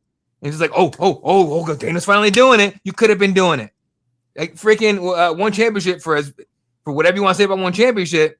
They've been giving bonuses to their fighters for finishes forever now. Yeah. Now it is gonna, hurting a little bit, obviously, but they are bankrupt. but the UFC has the money to do it. They've had the money to do it, right? So now $7 billion in, they have no excuses for it. But it really does stink to me. Like, look over here because I'm not doing anything back here. Don't look back here. Don't look back here. Like politics, like politicians do that, right? They'll put this big old show up here, this theater like thing, a distraction, right? But back here they're fucking you, right? That's what it feels like to me. I hope I'm wrong. I would love for, once in their lives for them to actually try to do something positive and just to do the right thing. But he's not one time has that ever happened, not in the UFC ever. Yeah, I really don't think that they expected such bad press to come out before the fight. One from Gaethje and then one from this Smotherman situation. I think they had to come out with a positive before the fights eventually took off. No wonder Dana snapped at Gabriel in the post fight. What did he say there? Well, Gabriel's the one that asked Gaethje the question. Oh, what Dana say about it? Oh no, he didn't say anything about it. But Dana asked him afterwards about the White House card, and Gabriel asked Dana about the White House card, and then the post fight, and he got salty as shit. Like Gabriel should have just said that Trump said it though. Because then Dana would have. That's what happened, right? That's exactly what happened. Yeah, but Gabriel said people online. Right, I don't know that was why. the problem. He didn't say Trump. He messed that up. If he said Trump said it, Dana's reaction had to be different. Yeah, it had to be 100%. Different, and that's the thing. Yeah, that's exactly what happened. I was like, because I was obviously I'm well, you guys know when you guys go cover stuff, I don't go to sleep until you guys are on your way out of that media room, right? So I was watching the entire thing, and I'm watching this thing go down. And he, as soon as he asked the question, then he goes, "Who's saying that?" He goes, "Oh, people online." I literally vocally was like, "No." Me too. Because I knew what was about to happen. Trump, it literally, if he said Trump, it's a completely different conversation there. Right. Yeah. So it was Trump. Exactly. Who said? Yeah. Dana gets in his things when he's like that. He gets a little pissy. So I'm not 100% sure that he even knew Gabriel asked each of the question. He probably didn't. The guy doesn't pay attention to UFC anymore. But it is what it is, right? It's just it was just funny. He is paying attention to if a boxer lives in California. Why is that? I mean, I get it. I don't know if you guys read the article. I read the article 4 times to make sure I wasn't just full of shit on that one. He's just like, yeah, if you're gonna sign this contract, you can't train and box in California. Well, what if I fucking live in California? What if I spend my entire career in California? I gotta move just to fight in your shitty organization? Hell no. I'm gonna go to Top Rank, or I'm gonna go wherever else where I'm gonna get paid and not get stipulations where I can fucking live. Eat a dick. All right, guys, before we get into our preview and predictions for this UFC pay-per-view card, we are going to have to talk about Paramount Plus and, what we saw as a whole here coming over from ESPN, coming over from Fox. We're used to having the biggest broadcasting partners, as a part of this sport. Now, Paramount Plus is probably going to use this as a way for people to go and see their stuff like Landman and some other stuff that they have, but I didn't necessarily like that Travis Barker was on my television before Joe Rogan. I didn't like that he was stumbling over words on the fights. I don't give a shit what Travis Barker says. I don't care what album he has coming out or whatever. That can happen at some point. But but Joe Rogan and Daniel Cormier need to be introduced and talking about the fights before Travis Barker. It shouldn't happen in the first 5 seconds. But before these guys even introduce the card. I don't know. I didn't like any of it. I thought they should have done that on the post-fight or something like that and saved it. Also, Scream was walking. This dude in a Scream mask was walking behind, I think, Waldo when he won. Waldo, yeah. What do you guys think about some of the promotion that they're doing here?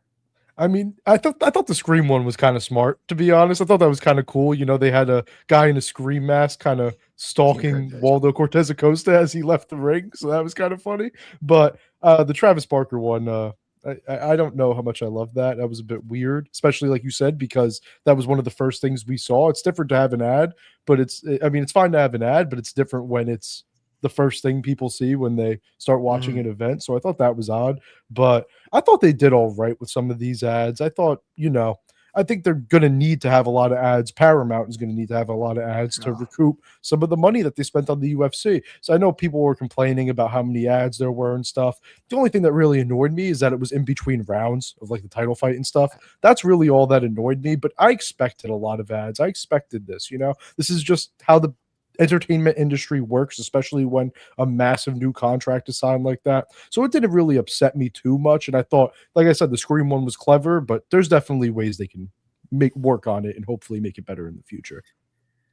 Yeah, I think that they're gonna be doing this a lot, man. When these new movies come out on Paramount Plus, you're gonna be superheroes and capes behind people and stuff. I feel like that's just what it's gonna be. But Eddie, what did you think about this? Are you happy for the $8.99 price? We're getting it for like less than $100 for the whole year, and we can watch for free. I didn't have any problems with my stream cutting out or anything like that. The stream played well itself. Were you annoyed at all by what you were seeing in ads or anything like that?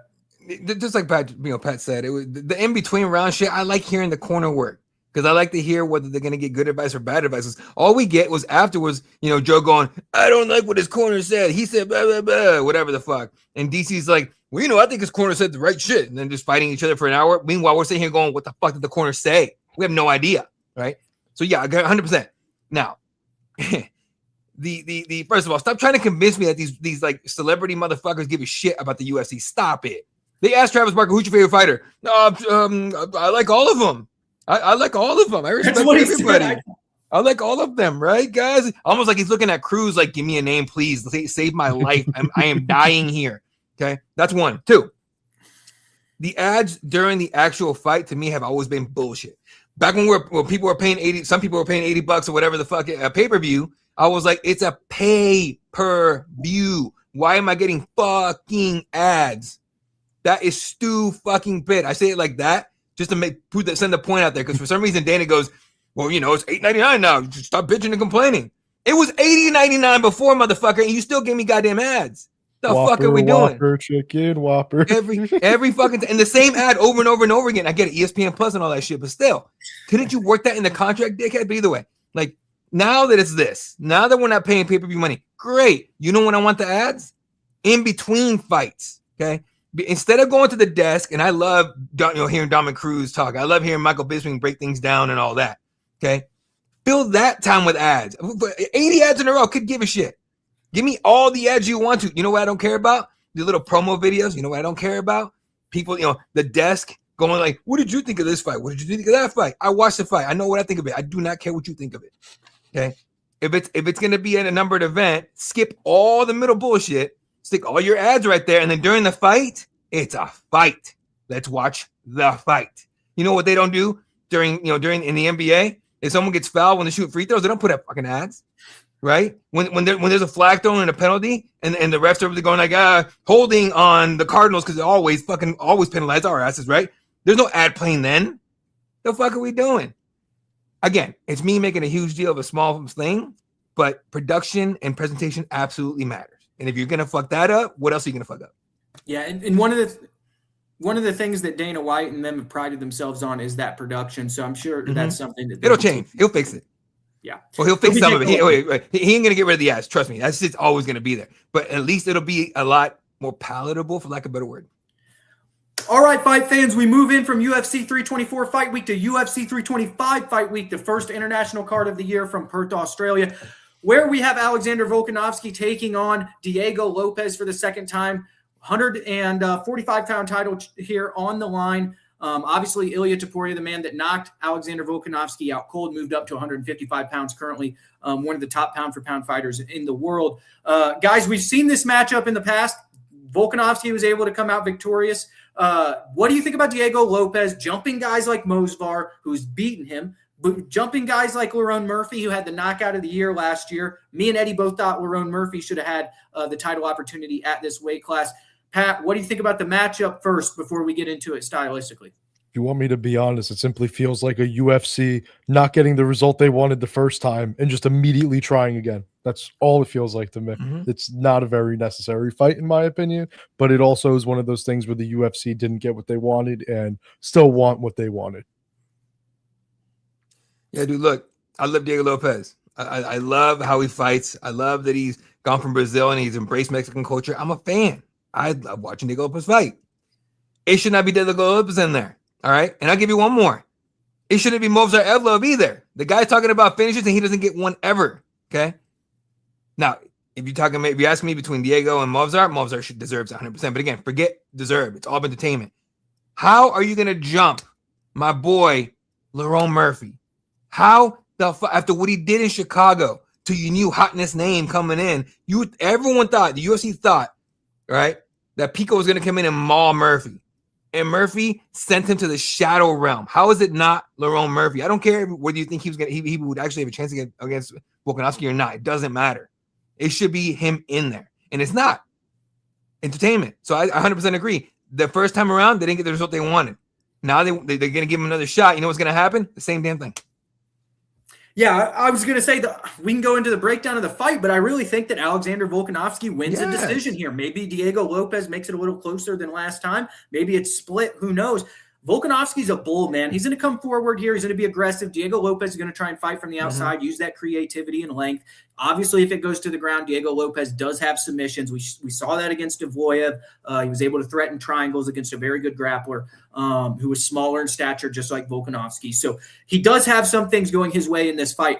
Outside of some creative technique, a flying knee, a spinning kick, a spinning elbow like he won his last fight with against Gene Silva, I don't see Diego Lopez winning this fight, and I see Volkanovski winning another decision. What do you think, Pat? I mean, it's one of those things where what we have to look at, because the only thing we have to look at between their last fight and this fight is the John Silva fight, right? That's all we have to look at is Lopez versus Silva. And that was a great performance by Lopez. I mean, he had Silva on the ground at the end of round one. He was battering him and mount with some elbows and stuff. But the momentum had shifted to Silva, in my opinion. If Silva had kind of heard him, backed him up, and then got in too reckless and got hit with a spinning elbow and knocked out. But did Lopez really show us anything we hadn't seen from him before in that fight? I don't think so. Maybe a bit more flashy striking, but if you try to do that against Volk, I don't know if it's going to work. Maybe, I don't know. The biggest worry here for me is Volk's chin. You know, it was the worry for me in the first fight, and it's the only thing I really worry about in this fight because Lopez's head movement doesn't seem to have gotten better. I don't know how much of a better fighter he is than he was 8 months ago when they fought for the first time. So really, to me, it'll be about if he can find that right punch to put Volk down and potentially follow up with some finishing punches. But if he can't do that, I don't know how this doesn't go different than the first one. I was very confident in Volk in the first one, but this, I'm not as confident, but I still like him to win this fight. Yeah, I agree with you 100%. Eddie, we have longtime commenter here saying Volk can get KO'd. Do you see Volkanovski going down by knockout in this one? He can get KO'd. I don't think he will. I mean, Illy is a different monster. Like we've been talking about, the guy's different, right? He'll knock anybody out. Who else has knocked out Volkanovski besides him? Islam. Right, with the flash head kick, right? Yep. That in a fight Volkanovski had no business being in because he had just got fucked up. Yep. Very short notice, right? He had no business doing and getting that fight. So that's what I chalked that one up to. But I mean, he could get knocked out. I just don't see it happening. If it does happen, I would love it not because I hate Volkanovski. I love Volkanovski, but I like to see things change, you know, new eras and stuff like that. If Diego Lopez wins this fight, knocks him out, whatever, is it possible we get a rematch? I don't want that. I don't need a third fight. You know what I mean? Like, it's just too much of this round robin shit. But it is. But I want new blood in there, whether it's Movzar, whether it's Lerone, you know, someone that deserves it up there. Someone that hasn't gotten a title shot already. Someone that hasn't gotten a title shot, 100%. Yeah, I agree with you guys 100% there. We need some parity here at 145 pounds. I'm going to go to the betting lines here. They don't have them on ESPN, so I do have to pull them up on FanDuel Sportsbook. If you guys are gamblers out there, they do have the lines out on FanDuel. Minus 145 for Alexander Volkanovski, plus 120 for Diego Lopez, so a slight betting favorite. I actually, after the decision victory, I thought that this would be a little bit wider margin here, maybe close to 2-1, Pat. Are you, what do you think about the gambling line there? Is it a little closer than you would expect? I kind of agree with it only because, we saw the first fight, right? It played out, and it was a very similar line. I think Volk was minus 130 along those lines, something like that. I think it's the same fight.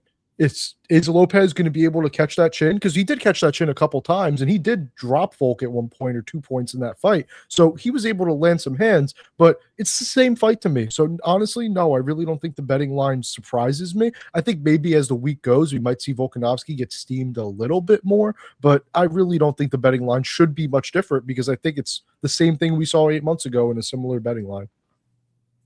Yeah, great analysis there. Guys, we got to get into the co-main event in what should be a war for fight fans come Saturday night. We've got Dan Hooker taking on Benoit Saint Denis. Dan Hooker, all action, all the time. This guy is always ready to get into a firefight. Benoit Saint-Denis, former Special Forces operator, as tough as they come, credentialed grappler. I believe he has a European championship in grappling.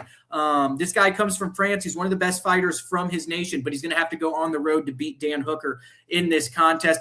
I see this one as really striker versus grappler. Dan's going to want to keep this one on the feet. He's going to use his length. He's going to want to put that jab, very long jab in his face, and use the knees in the clinch that he's known for, while Benoit Saint-Denis is going to want to put Dan on his back and showcase that jiu-jitsu and smothering ground game here.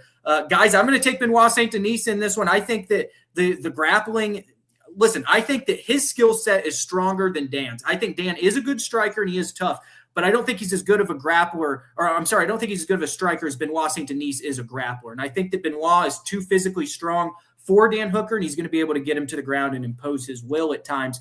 Now, Dan is, fighting at home. He's got the fans behind him, but I'm going to go Benoit Saint-Denis here in this one. What do you guys think, Pat?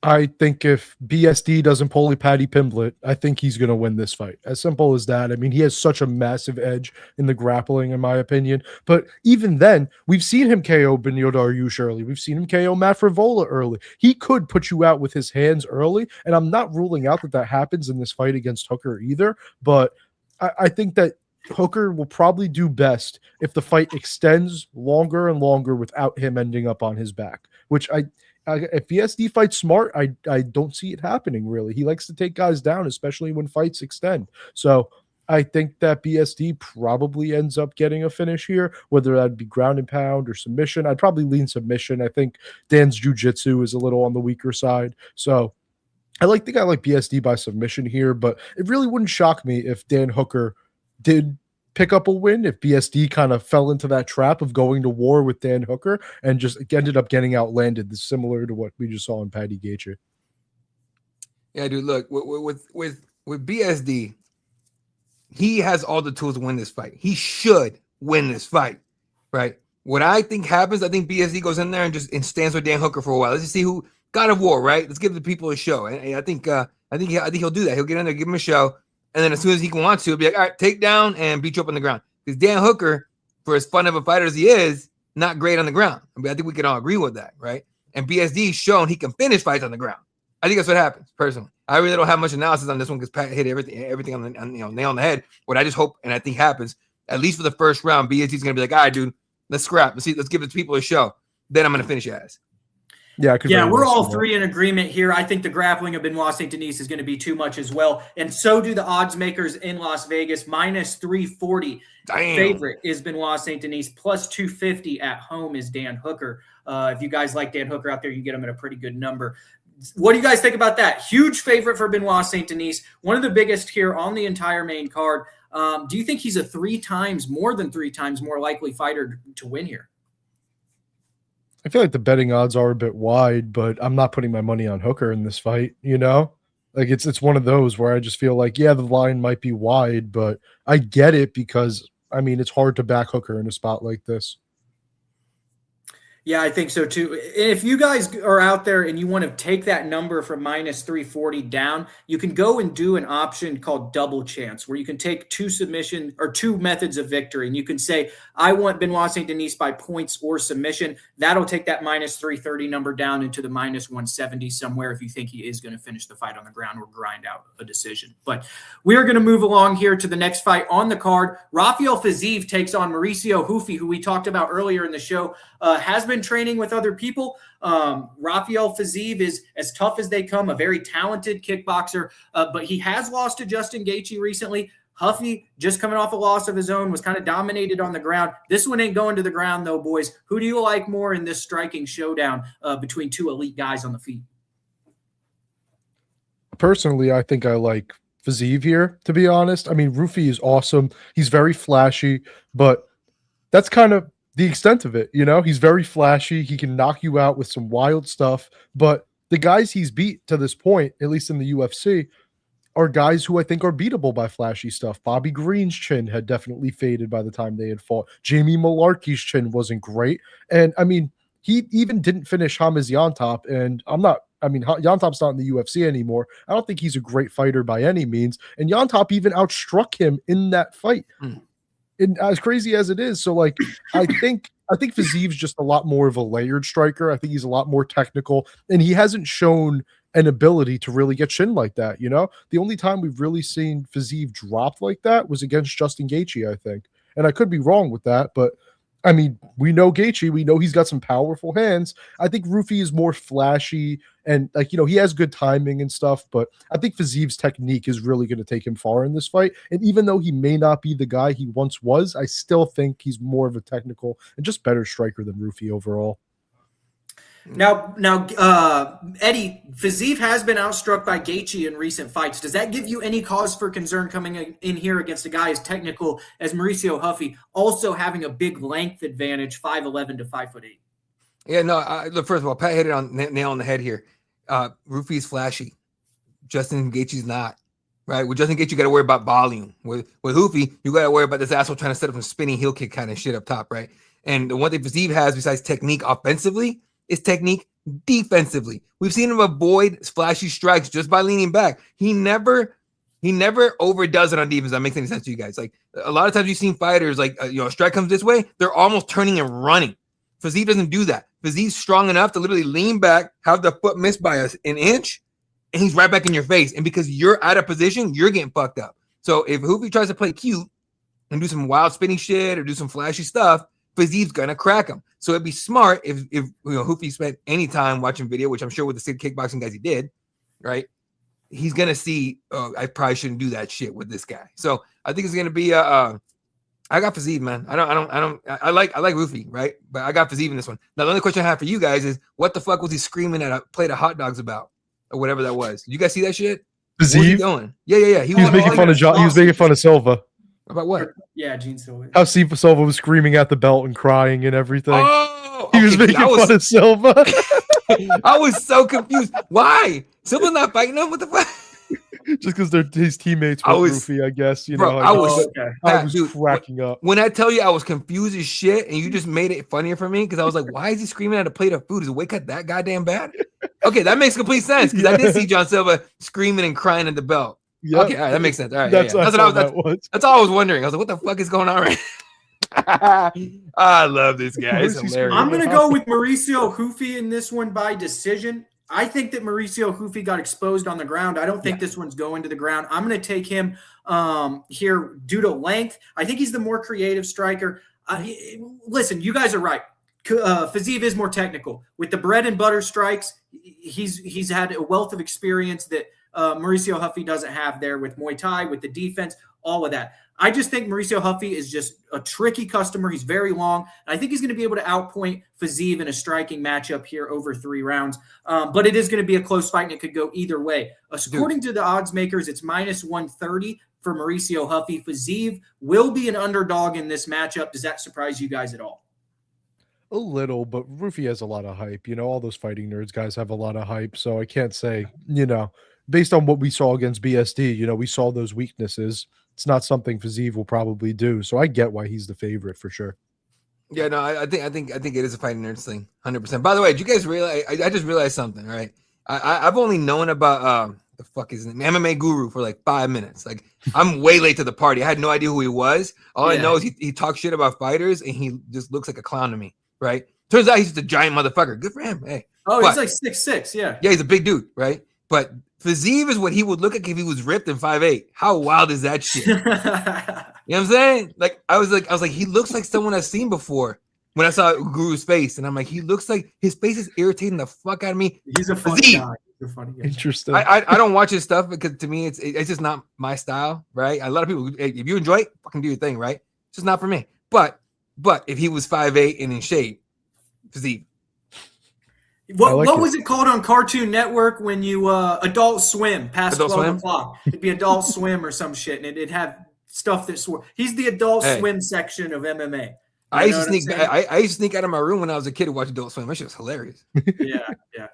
So we do have a big fight card this weekend from Perth. Really, guys, outside of these top 3 matchups, a lot of guys featured here from Australia on the rest of the card. Tai Tuivasa makes his return at the heavyweight division, taking on Talison Teixeira, who has impressed at times, and he is 6 foot. What do we got? 6'7" here. Now, Tai Tuivasa at one point was near 400 pounds, Eddie. What shape do you think we see Tai Tuivasa come back at? Have we seen him in the fighter photos or anything leak yet? Have you had a chance to see his body here on Fight Week yet? No, it should be this right here. These are the pictures usually, right, that go Really? up. Usually, because they get in on Monday, I think Monday or Tuesday, and they take photos and then do media day, then do the presser, and then they do everything else, right? So this is probably it. That being said, fat. That's what he's going to show up. Fat. That's what he is. It's how it's worked for him, right? It's like Roy Nelson back in the day. Roy Nelson was never in shape ever. He was a big fat dude, but it worked out for him. He didn't have to cut weight for any reason. I'm kind of done with Tai Tuivasa. I'm tired of pretending that he. I don't know about you guys. I'm tired of pretending like he could do something at heavyweight. He hasn't done shit. You know what I mean? Like Mark Hunt did a lot more than him, right? But he was in Pride and all this stuff. Mark Hunt, yeah, he was a K1 champ. Right.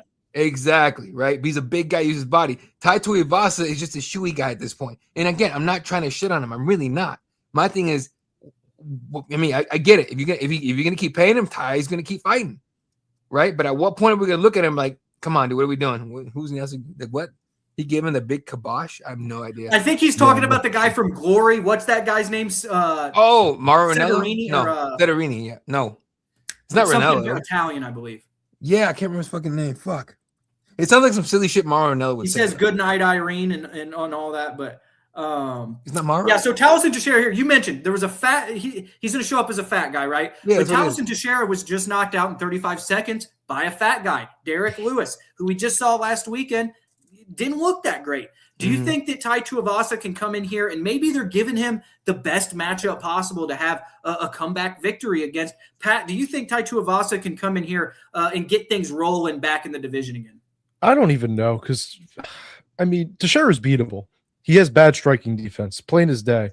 I mean, as simple as it is. I mean, we saw it in his DWCS fight against a small guy who was a light heavyweight, who wasn't that great, and then he comes into his UFC debut. He beats a Tafa brother in a minute, whatever, and then gets steamrolled by Lewis. His striking defense is an issue. The problem is Tai Tuivasa is an issue right now. Like, I don't know. There's not much you can pick in his game that has looked good in these past couple fights. And it's a really weird fight for me because I mean, Tai in his prime would have a decent shot of knocking out Teixeira, in my opinion. But after the layoff, after this losing streak, I mean, it's weird. I thought he might have even went to retirement. I'm kind of surprised to even see him back. Yeah. So it's just one of those fights where I'm weird about it, but I think Teixeira should be able to get it done. Let me show you guys something. Let me show you why I'm over to Tai Tuivasa. Okay, I'll show you guys right now. Okay, you see it? Cyril Gahn, TKO loss. Sergey Pavlovich, TKO loss. Choked up by Volkov. Choked up by Tabora. Lost to Yasin Rosenstrike. Are we really going to let a guy with a fight losing streak, even at heavyweight, continue on? It's because he brings butts and seats in the crowd. He wins, the crowd loves it. He loses, the crowd loves it. The problem is, then what for him? To me, like if he loses, which I'm picking Teixeira to win. Because Tai Tuivasa ain't show me shit in the 5 fights that tells me he can win this fight, right? I got Teixeira to win in this. Then what? What do you do with Tai? I mean, he's got to go. Like he's done. Yeah, dirty boxing. I think this boxing. Really, oh, I'm sorry. Sorry, no, dirty boxing. Sorry, I just came up with it. Tai, dirty boxing, bro. Yeah, I think this is real simple. Tai, we're going to give you one last opportunity in your home country. If you lose, you can go out. We'll play the video montage. You were great to the company. You knocked out Derrick Lewis. We used you for a lot of pay-per-views. If you win, I'm going to throw you to the next best guy, and right now that's Josh Hokett, and that fight would sell tremendously. I would love to see, with a victory from Tai Tuivasa, a Tai Tuivasa versus Josh Hokett matchup, because I think that's the one that really would propel Hokett into the top 10 if Tai Tuivasa does get that victory. But as far as this one's concerned, guys, I'm not confident at all putting my money or my prediction on Taliesin Teixeira. I mean, I've never been as non-confident to bet on someone who's 8-1 and 6'7" as I will be this weekend. But Tai Tuivasa coming back from 400 pounds, I just don't know what version of him we'll see. I'm going to take Taliesin Teixeira in a lackluster decision victory. Do you guys think that he can actually get to Tai Tuivasa out of there? Yeah.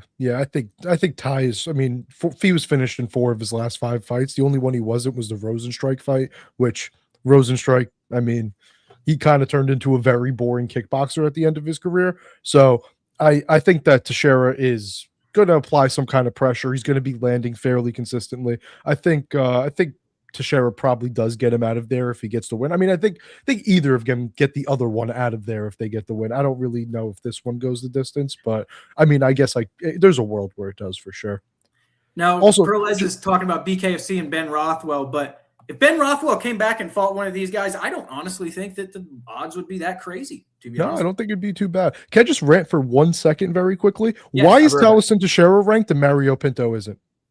Can you guys give me a reason? I didn't realize that was Pinto is 2-0 in the UFC, right? He's finished Austin Lane and he's finished Jonathan Deniz.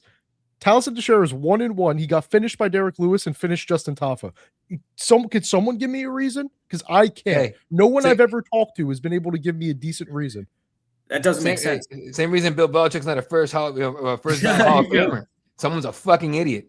Yeah, but like that's my whole thing is like, what is up with that ranking? I don't know what's up with that, but that's one of the biggest. I think the whole ranking systems are fucked. And if they're sitting here and talking about AI, I don't know if AI is in control or if ESPN's still in control or who's in control. But obviously, if you had guys like us who are following this sport every week, we wouldn't make mistakes like that. Even AI, from what I've seen, has had Pinto ranked above him in every category. So I'm just like wondering where do we get that from? But I mean, obviously they want to push Teixeira. They're having fighting another ranked guy after getting slept by Lewis, you know? Yeah, I think so too. But Pat, as we move down to this first fight on the UFC 325 main card between Quillian Salkilde and Jamie Mullarkey, this one actually is a very, I think this means a lot because we've had Jamie Mullarkey here as a veteran of the sport from Australia. Every time we come back to Australia, we see Jamie Mullarkey's fighting Turner. He's fighting all these dangerous guys coming up. Now, as you mentioned earlier in the show, his chin is suspect, no doubt about it. And Quillian Salkilde just came off that big head kick knockout win. He's young, confident, and has a lot of power. I see him finishing Jamie Mullarkey, but I see this as a passing of the torch fight between Australians, the former veteran who I think he's going to get finished pretty bad here at home and call it a day in Jamie Mullarkey.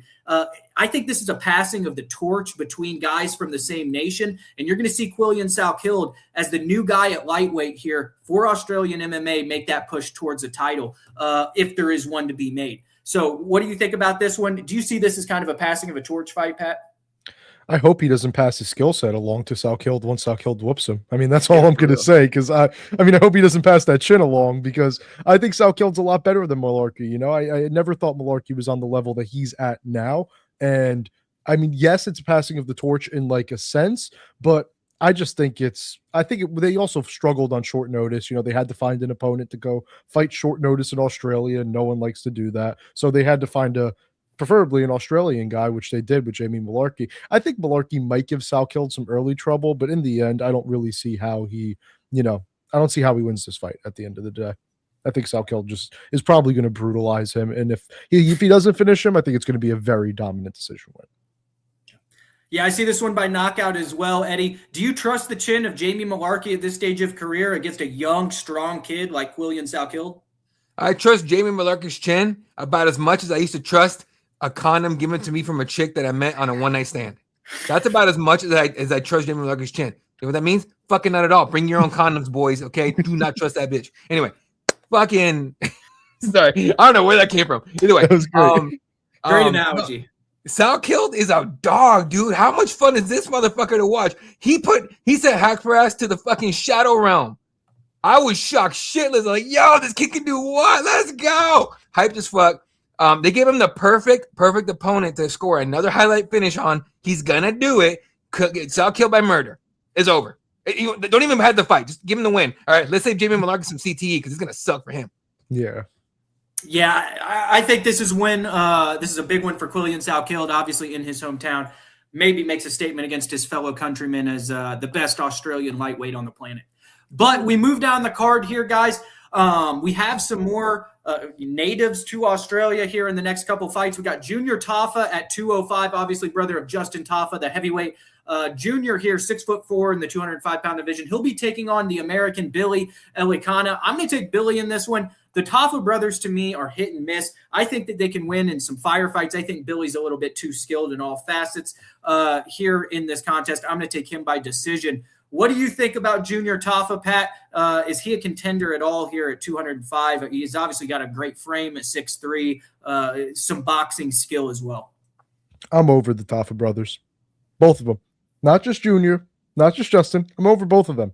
I don't think either of them have much to offer in the UFC anymore. I think they had some good knockouts back then. I mean, Elikana, he has some striking defense vulnerabilities. I could see Tafa maybe landing something big, but I think Elikana knows that, and I think he's going to fight smart. I think he's beaten better guys on the regional scene. I think he's beaten Ibo Aslan, who's better in the UFC. I mean, I just think Elikana is probably going to take him down and take him out pretty quickly. I mean, Tuco Tacos finished this guy. No offense to Tuco, but Tuco's UFC career was not very good up until this point. So I'm over the Tafa brothers, if you want my honesty. We both have Billy in this one. Eddie, which way are you going? Just to be different than you guys, Tafa gets lucky with a first round knockout. But had you guys not said everything you just said, same thing. I mean, fuck, the same thing, right? Like the Tafa brothers is this, they're known for heavy hitters. They're kickboxers. Great, cool. Junior has shown just as much as Justin has. Fucking nothing. You know what I mean? So this to me is the last chance for Junior to get me to give a shit, personally. If he doesn't, even if he wins this fight, if it's boring or something like that, I'm like, dude, why are you even here? You're a heavyweight. No, you're a light heavyweight. Light heavyweight. You should be able to finish dudes at 205. You can't. I don't know what you're doing here. Yeah. So we've all got, or me and Pat have Billy. Eddie's going to go out on a wild card with Junior Tafa. We're moving on along down the card here. Cam Roston, who had a very impressive debut against Andrei Petroski coming off the Contender Series. He's going to be taking on Cody Brundage, who at 11-7 is still in the UFC. Guys, I'm going to take the hometown boy here, Cam Roston. I think he gets this done by finish. What do you think? Do you think Cody has any chance here in this one? I mean, he has a chance for sure. I mean, Ralston isn't the best fighter at all by any means. He's not bad, but he's not the best fighter at all. I mean, that win over Petroski in his debut was crazy, in my opinion, because, I don't know. I think Petroski's declining very quickly and very badly. I think that's all it really showed me, because Ralston, his regional tape wasn't even that great. He fought Finney on the Contender Series and had nothing for Finney. I mean, if Brundage comes out as aggressive as ever and looks to take out Ralston, I think he can. But Ralston's definitely the safer pick. I mean, Brundage is just so unreliable, so hard to trust. I mean, he's one of the harder fighters to predict, I feel like, in the UFC, but I still don't think I'll be able to back him. I mean, I think especially in Australia, give me Ralston here. 100%. No, if Brundage wants to win this fight, he's got to come out just like you said. Just throw a ban, just all abandon out. You got to show. Not even show. You got to just win the fight, but you can't just win it boring and decision. If you go out there just trying not to lose a fight, you're going to fucking lose a fight, bottom line. Whether it's losing the actual fight or losing after you win the fight with the UFC going like, this guy's boring. What are we doing? Get him out of here, right? So all that being said, I think it's just Cam's got momentum, clearly, and Cody doesn't. And one guy is confident, one guy clearly isn't. And Cody has shown nothing to convince me that he's going to make a bounce back whatsoever. I think it's it. I think Cam Roston wins, and Cody gets his PFL papers.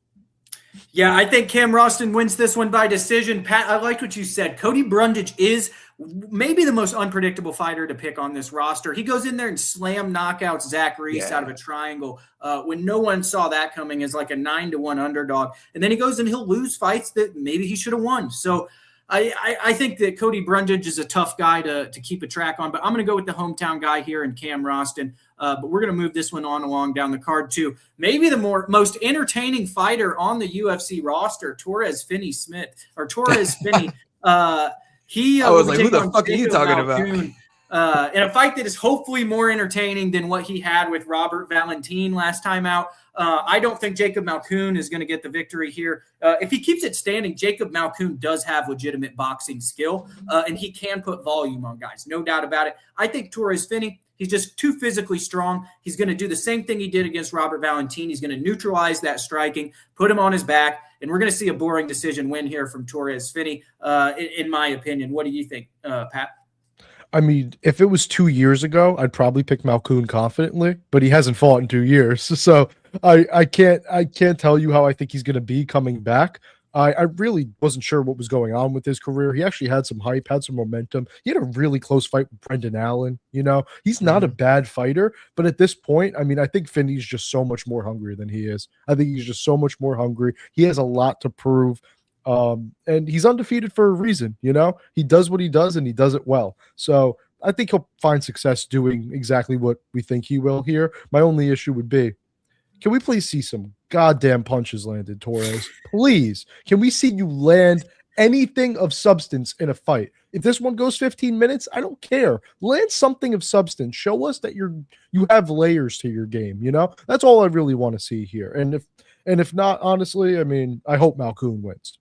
Simple as that. First of all, Torres Finney's not 5'8". He's like 5'6" at tops. There's no fucking way he's 5'8". You tripping, okay? So, he's Kevin Hart if Kevin Hart just did steroids. That's kind of how that is, right? He's just a little guy.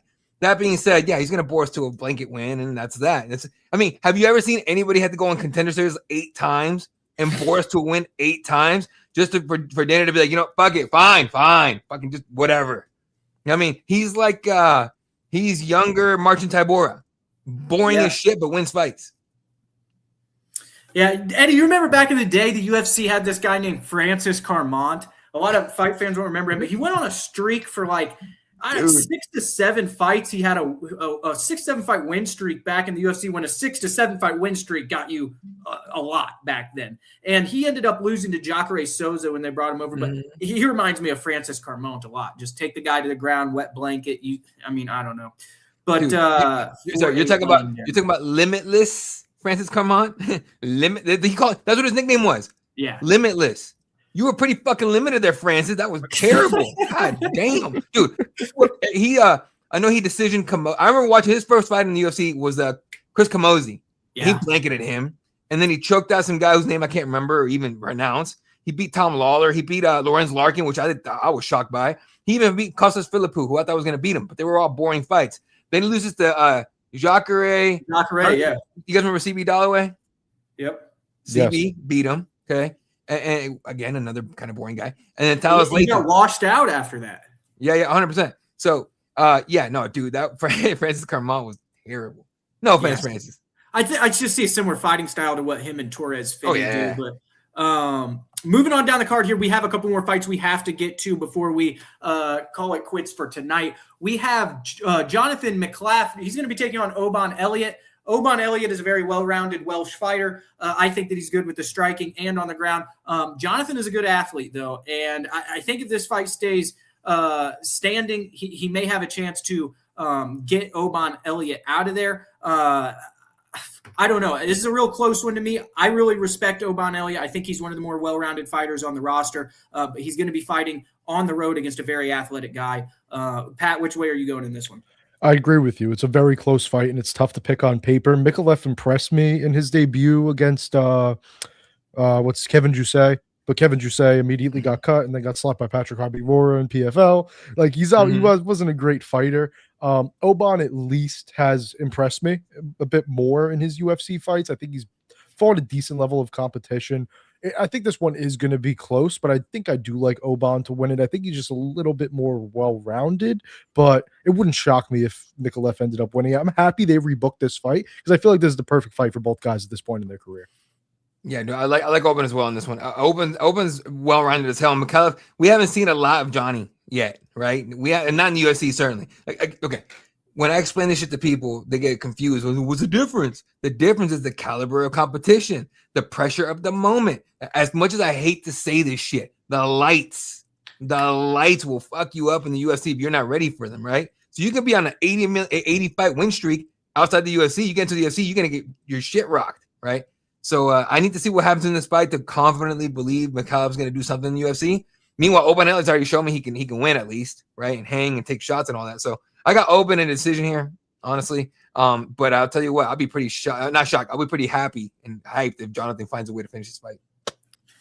Yeah, I think so too. I'm going with Oban Elliott as well by decision. Guys, is there another fight here on the prelims that you guys want to break down and talk to fight fans about? No, I mean, I just do want to mention a couple names because it's the road to the UFC on the early prelims, and I'm familiar with some of these guys. Sulong Rangbo.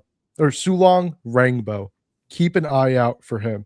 He's fighting Lawrence Louis in the 135-pound tournament championship for road to UFC, and he is an animal. His striking is beautiful. He's only 10-3 in his career. He's definitely shown some weaknesses, but he started his career 1-3, has won 9 straight since, looked incredible on road to UFC. There's a guy, Peter Deniso, who got a really big highlight knockout, flying knee. He starched him in round 1. I think Sulong is very, very interesting, and I think Louis is a solid fighter, but I really am interested in what Rangbo could potentially do if he's in the UFC, because he is action and he is heavy-handed for 135 pounds. So that's a guy I really like. And then just to keep an eye on the Cizeley versus Nakamura fight, I think that's a very interesting fight as well. Sebastian Cizeley is from Australia, so that's always big for sure on a card like this. And Nakamura, honestly, is a very explosive, exciting fighter. So those 2 matchups right there are just ones that I'm pretty interested in seeing. The other 2 are solid fights too, but those 2 in particular are going to be ones that I'm looking out for those guys to potentially make a big statement and see if they can actually hang decently well in the UFC. Yeah, that will be interesting. Road to UFC brings some of the best international talent from across the world back into the promotion. It is going to be very interesting whether some of these prospects can capitalize on that and become the future stars of the promotion moving forward. Fight fans, we'll catch you next week at 7 p.m. Central Standard Time next Wednesday. We'll break down everything from UFC 325, and then we'll look ahead to the fight cards that are coming up. We also have some PFL cards coming up here at the beginning of February as they start their next season as well. So, fight fans, thank you for joining us, and we'll catch you next week. Real quick, before you hit end, please plug your site, dude. MMA Prospects is that the name of it, Pat? MMA Prospect Vault. God damn it. Fucking go get him, Sean Bitter. I don't know the rest of your team, but please go follow these dudes, okay? You know how I'm getting some of these notes? These motherfuckers are killing it. Please go with these dudes, all right? Immediately. All right. MMAProspectVault.com and Prospect Vault on Instagram and Twitter. Thank you, Eddie. Immediately. Go get that shit.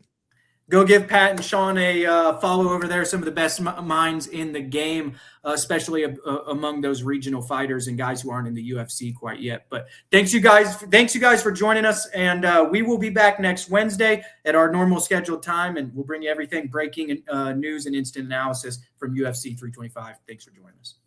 Hire a goddamn coach, Arizona. What the fuck are we doing?